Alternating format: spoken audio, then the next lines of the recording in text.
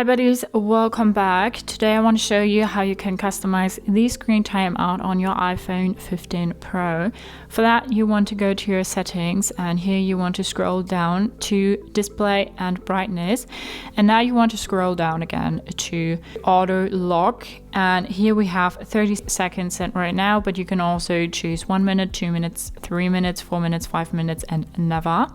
Attention is detected when you're looking at the screen. When attention is detected, iPhone does not dim the display. So if you're looking at your iPhone, the iPhone will notice that and then will not dim your screen, even though you haven't touched it for a while. I'll set it to 2 minutes now.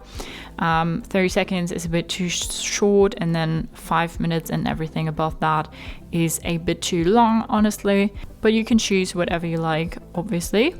So right now it's set to 2 minutes. So if you leave a phone now and then don't touch it for a while and don't look at it, then the phone will lock itself after 2 minutes. So that's how you can customize the screen timeout on your iPhone 15 Pro. Hope you liked it, hope it helped. If so, thumbs up, share and subscribe, and I hope to see you next time. Bye.